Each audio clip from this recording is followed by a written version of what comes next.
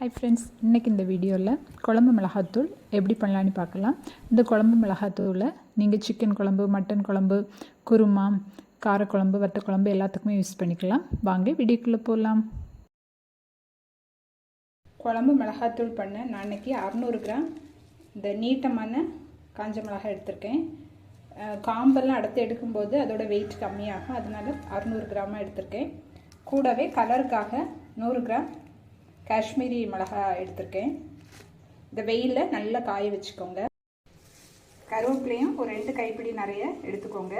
இதையும் வெயிலில் நல்லா காய வச்சுக்கோங்க. பாத்திரத்தில் 50 கிராம் கடுகு, 50 கிராம் வெந்தயம் எடுத்துக்கோங்க.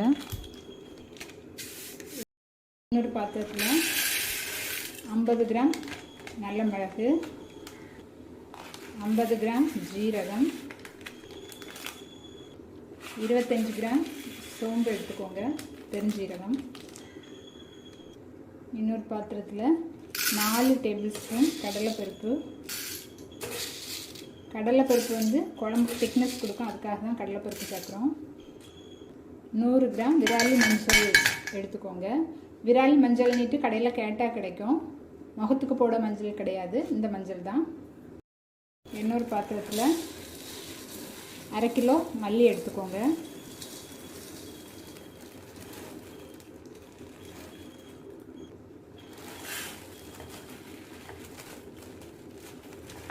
எல்லா மசாலாவையும் டைரெக்டாக வெயிலில் நல்லா காய வச்சு எடுத்துக்கோங்க. நம்ம வறுக்காமல் வெயிலில் காய வச்சு மசாலா திரிக்கிறதால மசாலா சீக்கிரம் கெட்டு போகுமோன்னு நினைக்க வேண்டாம். வெயிலில் நம்ம நல்லா காய வச்சு தான் மசாலா திரிக்கிறோம், அதனால் மசாலா சீக்கிரமாக கெட்டு போகாது, ரொம்பவே நல்லாயிருக்கும்.